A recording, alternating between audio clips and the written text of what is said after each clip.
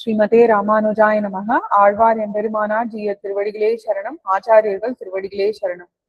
ஸ்ரீமத் பதூல குலவாரிதி பூர்ணச்சந்திரம் ஸ்ரீமன் மகாரிய சரணாம்புஜ சஞ்சரீகம் ஸ்ரீசிங்கராரிய கருணாப்த சமஸ்தபோதம் பக்தியாச்ச யோக நரசிம்ம குரும் ஸ்ரயாமி. அடியேன் ஸ்ரீனிவாசதாசன். நம்ம ஸ்ரீ வைஷ்ணவ வேதிகா குழாம்ல ஒரு சில கிளாரிபிகேஷன்ஸ் அப்பப்போ வந்துட்டு இருக்கு. அதெல்லாம் சேர்த்து ஒரு 4 கிளாரிபிகேஷன்ஸ் இருக்கு இன்னைக்கு நம்மளுக்கு திருவாய்மொழியிலேருந்தே. அது என்னன்னு பார்க்கலாம். கொஞ்சம் அது எடுத்து பார்க்கும்போது அந்த வார்த்தைக்கான அர்த்தம் மட்டும் போய் பார்க்காம கொஞ்சம் ஈட்டுல என்ன சாதிச்சிருக்கார், அப்புறம் அடியனோட ஆச்சாரியர்கள்லாம் அதை சார்ந்து என்ன சாதிச்சிருக்கான்னு பார்த்தா ரொம்ப இன்ட்ரெஸ்டிங்கான டவுட்ஸ் தாமா வந்திருக்கு ஆக்சுவலி. சோ ஃபர்ஸ்ட் டவுட் வந்து கரை அணி. நம்ம ரங்கப்பிரபாமா கேட்டிருந்தா இந்த கரை அணினா என்னமா அப்படின்னு அன்னைக்கு கேட்டிருந்தா. இது என்ன பதிகத்துல வருது? சண்மம் பல பல பதிகத்துல 3ஆம் பத்துல கடைசி திருவாய்மொழி. இது என்ன, அதோட சங்கதி என்ன நம்ம பார்த்திருக்கோம் இல்லையா. இதுக்கு முன்னாடி வந்து ஆழ்வார் இது எல்லாமே உபதேசபரமா அமைஞ்ச பதிகங்கள் தான். எம்பெருமானோட சீர்குணங்கள் எல்லாம் சாதிக்கிறார். இப்படி வந்து இழுந்து எல்லாரையும் போய் பாடின்னு இருக்கேளே, எல்லாரையும் கவி பாடுறேலே, கவி பாடாம எம்பெருமான கவி பாடுங்கன்னு சொல்லி அந்த எம்பெருமான கவி பாடினா ஒரு துயர் இல்லை, முட்டில்லை, ஒரு இடர் இல்லை, எதுவுமே எனக்கு வரதில்லை, எம்பெருமான் திருவடிகளே இருக்கேன்னா இந்த பதிகம் இல்லையா. அந்த வகையில இந்த பாசுரம் வந்து செகண்ட் பாசுரம், 2வது பாசுரம். குறைவில் தடங்கடல் கோளரவு ஏரி கண் போல செந்தாமரை கண் உரைபவன் போல ஓர் யோகு புணர்ந்த ஒளிமணி வண்ணன் கண்ணன். டவுட் வந்து கரை அணி மூக்குடை புள்ளை கடாவி அசுரரை காய்ந்த அம்மான் நிறை புகழ் ஏத்தியும் பாடியும் ஆடியும் யான் ஒரு முட்டிலனே. எம்பெருமானே அன்வைக்கிறார் ஆழ்வார். எனக்கு இடைவிடாத ஒரு காலமே அவனை விட்டுட்டு நான் பிரிஞ்சிருக்கேன்ற ஒரு காலம் இல்லைன்னு சொல்றார் இல்லையா. கரை அணி, ஆனா மூக்குடை, ஏதோ ஒரு மூக்கு, எதோட மூக்கு? புள்ளை கடாவி. புல்லுனா கருடாழ்வான் இல்லையா. இல்ல ரொம்ப அழகா இருக்குமா. 2 விதமா ஈட்டுல வந்து 2 நிர்வாகங்கள். ஃபர்ஸ்ட் ஈட்டோட அந்த சம்மரிய படிச்சிடுறேன், அப்புறம் எக்ஸ்பிளைனும் பண்றேன் அடியேன். கரை அணி அப்படின்னாக்க பிரதிபக்ஷத்தை கொன்று கரை கழுவ அவசரமன்றிக்கே இருக்கையாலே கரை ஏறி அதுவே ஆபரணமாய் இருக்கும் மூக்கு எண்ணுதல். இது ஒண்ணு. என்னதுன்னு சொல்லிடுறேன். இத அடுத்ததையும் படிச்சுன்னா அதுவும் சொல்லலாம் அப்புறமா. அன்றிக்கே அப்படின்னா இன்னொரு நிர்வாகம். தாயார் புத்திர முகம் காண வேணும் என்னும் அபினிவேசத்தாலே முட்டையாய் இருக்கிற பருவத்திலே ஒரு உத்தியோகத்தை பண்ணினாளாய். அத்தால் ஓர் அடையாளம் பிறந்து அதுதான் எம்பெருமானுக்கு ஸ்ரீவத்சத்தோபாதியாய், ஸ்ரீவத்ச சின்னம் இல்லையா, அத்தை ஆபரணமாக உடைய புல் என்னுமா அப்படின்னா இது எல்லாமே வந்து கருடாழ்வான குறிக்கிறா. 2 அர்த்தங்கள், 2 நிர்வாகங்கள். அர்த்தம் என்னன்னா, கரைன்னா ஒரு ஸ்டெயின், ஏதோ நம்ம துணியில படுறது அப்படின்னு சொல்றோம் இல்லையா, அதுதான் கரை. அணினாக்க ஒரு அணிகலன், ஆபரணமா நம்ம அணிஞ்சுக்கிறோம் இல்லையா.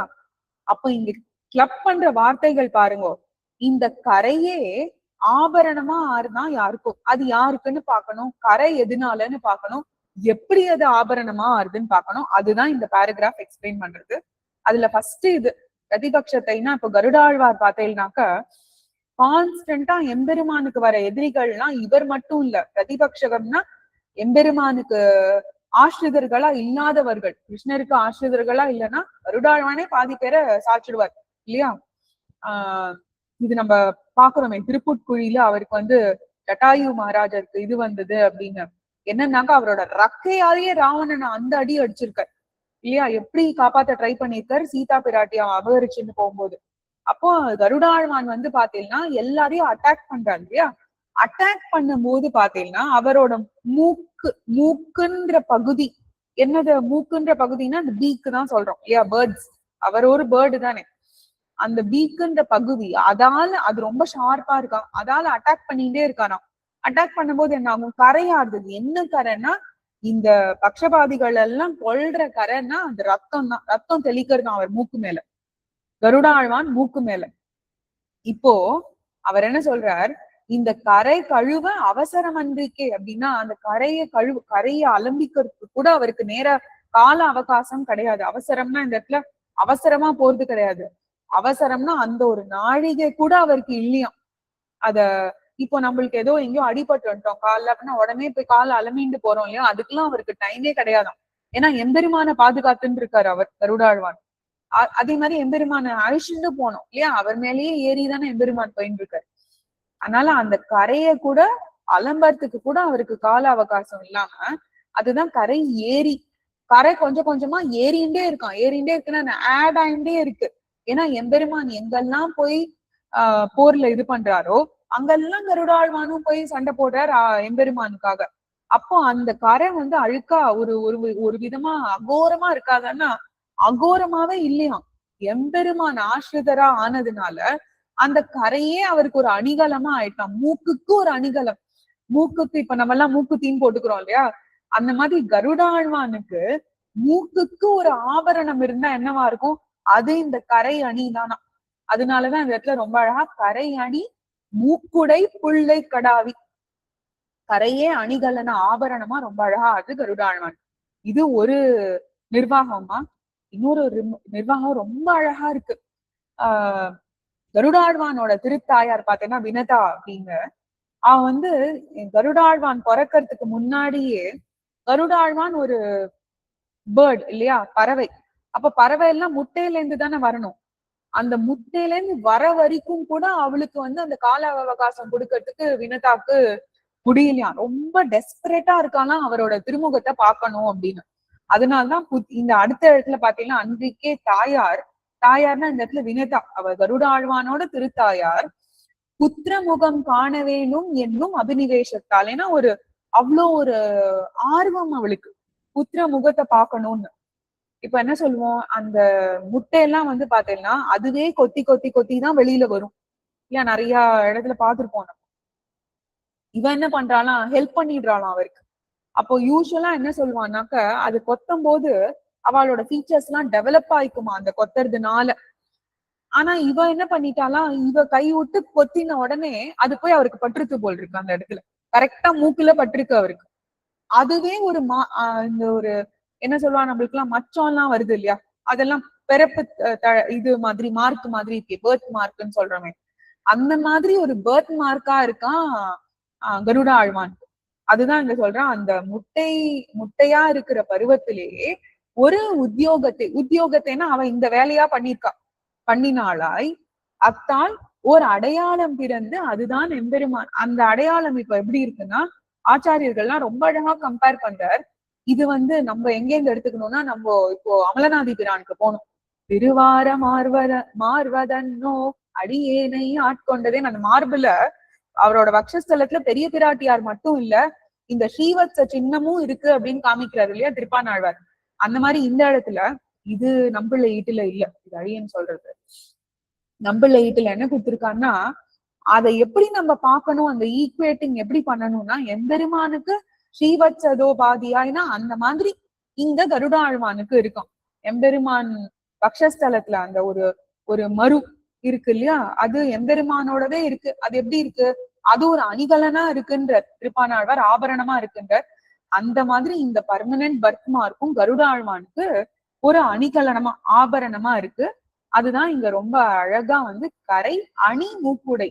அணின்னா அதையே அணிஞ்சுன்னு இருக்காரு, நான் அணிவிக்கிறார் அப்படின்லாம் சொல்றோம் இல்லையா, ஆபரணமா அணிஞ்சுன்னு இருக்காராம் கருடாழ்வானது இந்த இடத்துல. அதுதான் கரை அணி. ரொம்ப அழகான எக்ஸ்பிளனேஷன் வீட்டுல இன்னும் நிறைய கூட கொடுத்துருக்காமா. சோ இது நம்மளுக்கு புரியுற அளவுக்கு ஒரு அளவுக்கு இருக்கு.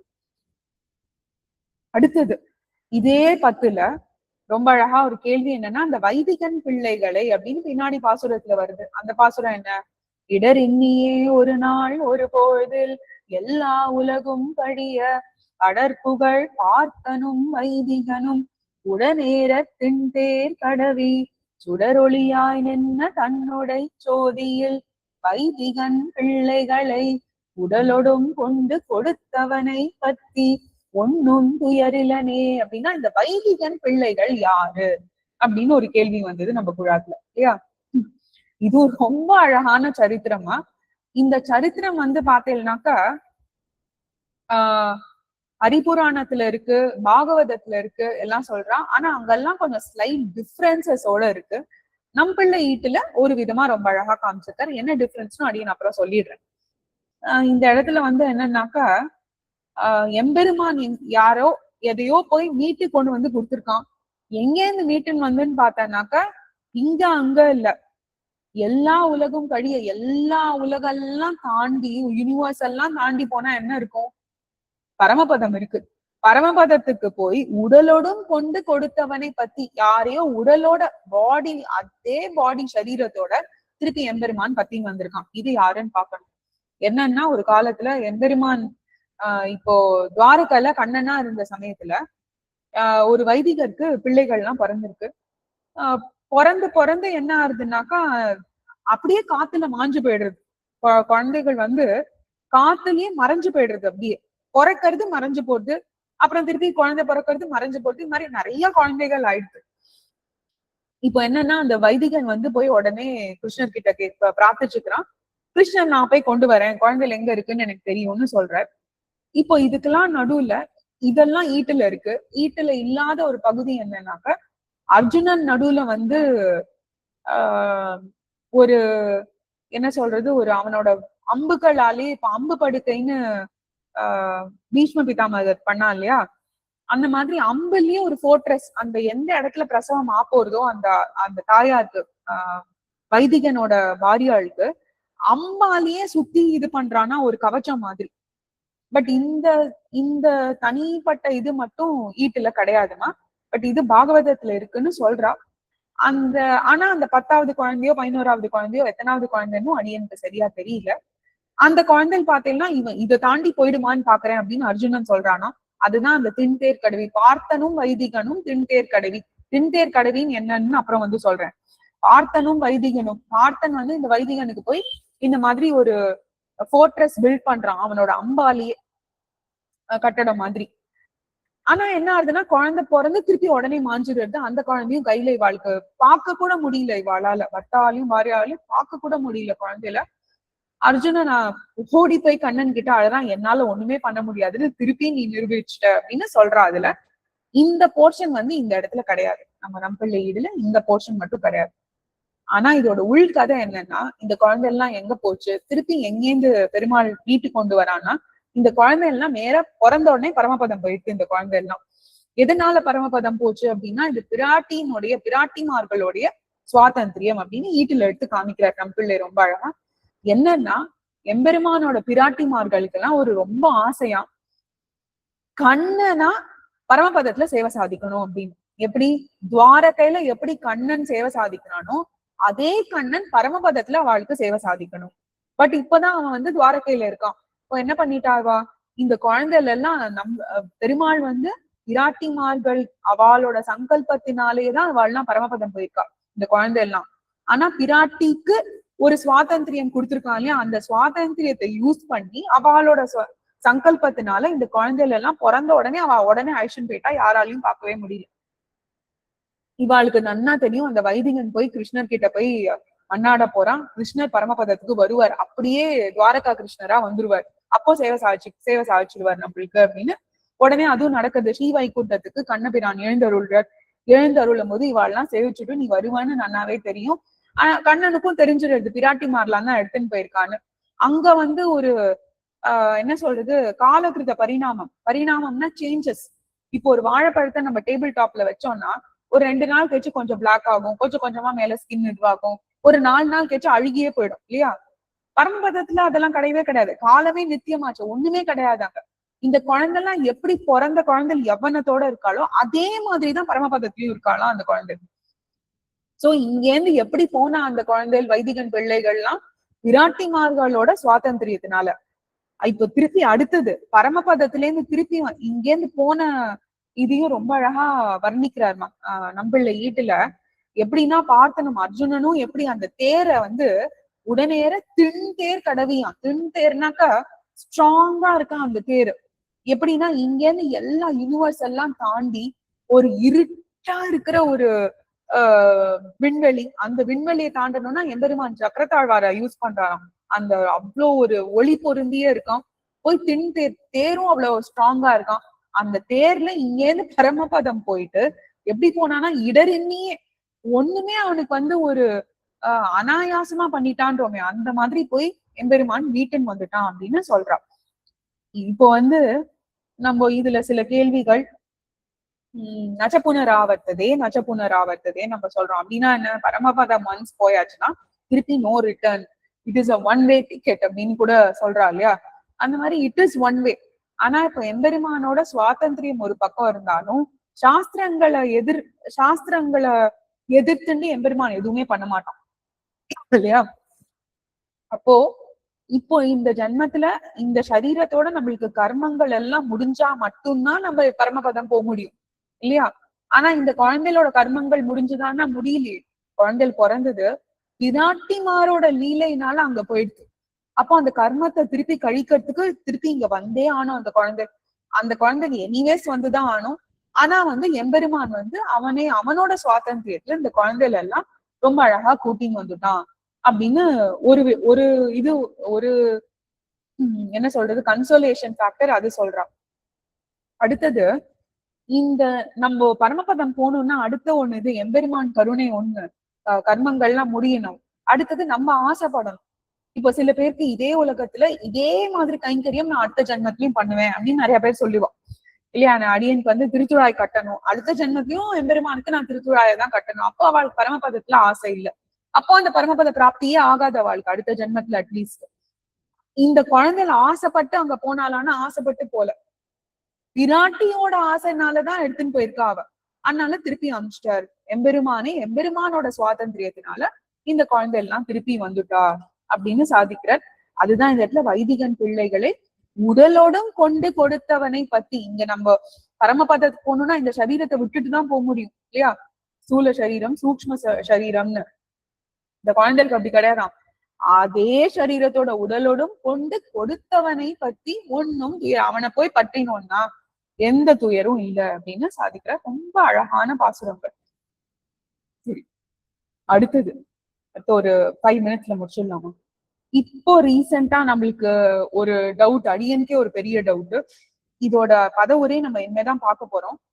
4வது பாசுரத்துல இது பாலனாய்ந்த திருவாய்மொழி 4ஆம் பத்துல 2வது திருவாய்மொழியில 4th பாசுரத்தையும் 6வது பாசுரத்தையும் சேம் லைன்ஸ். 3rd லைன் பார்த்தீங்கன்னா பாதங்கள் மேலணி பைம்பொன் துழாய் எண்ணெய் ஓதுமால் அப்படின்றது 4வது பாசுரம். அப்புறம் ஊழ்வினையேன் தடந்தோழியே 6வது பாசுரம் பாதங்கள் மேலணி பைம்பொன் துழாய் எண்ணெய் ஓதும் மால் எய்தினள் எந்தன் மடந்தையை அப்படின்னு. இப்போ இதுல வந்து பாத்தீங்கன்னாக்க இந்த பதிகத்துல ஒரு பாசுரமும் எப்படி அமையறதுன்னு பாக்கலாம். ஒரு பாசுரமும் அமையறது பார்த்தேன்னா இந்த ஓதும் மால் 4வது பாசுரத்துல பிரிக்கிறது வந்து பாத்தீங்கன்னாக்க ஓதும் பிளஸ் ஆல்னாக்க ஐயோ அப்படின்னு சொல்றோம் இல்லையா. ரொம்ப பரிதாபப்பட்டு என்ன கொடுமை இது அப்படின்னு சொல்றோம் இல்லையா. அந்த மாதிரி இப்போது பராங்குஷ நாயகியோட திருத்தாயார் சேவிக்கிற பதிகம் இது. திருத்தாயார் அவ பராங்குஷ நாயகிய பார்த்து எப்படி கஷ்டப்படுறான்னு சொல்றா. இப்ப ஐயோ பரிதாபப்படுவா இல்லையா. ஆள்னா இந்த பரிதாபப்படுறதுன்னு சொல்ற.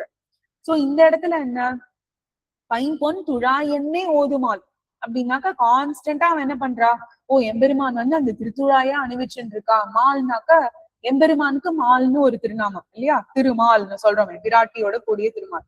இங்க என்ன சொல்றா, பரம புருஷனுடைய திருவடிகளின் மேலே நித்திய முக்தர்களும் சாத்தினா அந்த பசும் பொன் போல் இருக்கான். என்னது, விரும்பத்தக்க திருத்துழாய் என்னே சொல்லுகின்றாள் அப்படின்றது. இந்த துழாய் என்றே ஓதுமால் ஊழ்வினையேன் தடந்தோழி. இந்த இடத்துல ஓதுமால் தான் ஸ்பிளிட் பண்ணணும்னா ஓதும் பிளஸ் ஆல்னு இங்க ஸ்பிளிட் ஆகுது இந்த இடத்துல.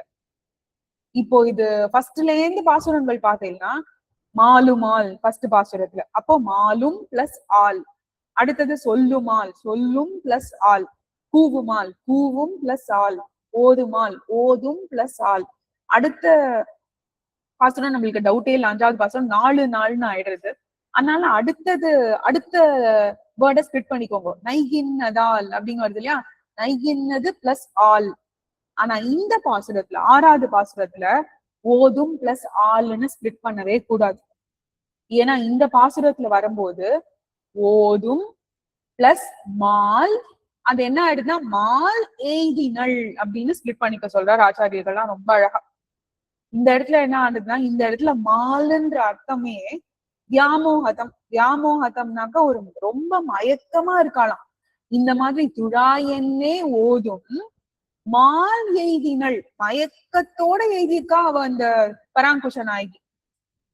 இந்த இடத்துல அர்த்தம் கொஞ்சம் ஸ்லைட்டா என்ன மாதிரி திருத்துழா என்னை ஓதும்படியான வியாமோகத யாரு கொண்டு இருக்கா, இந்த பராங்குஷ நாயகி கொண்டு இருக்கா. என்ன எழுதுறா, மால் எய்தினள் அப்படின்றது இந்த ஓதும் தனியா விட்டுட்டு ஆள்னு ஸ்பிளிட் பண்ணாம மால் எய்தினள் அப்படின்னு ஸ்பிளிட் பண்ண சொல்றா ரொம்ப அழகா இந்த இடத்துல. இது நம்ம அர்த்த விசேஷத்தையும் பார்க்க போறோம். சோ ஓதும் பிளஸ் மால் இந்த இடத்துல, மத்த எல்லா இடத்துலயும் மாலும் பிளஸ் ஆல்.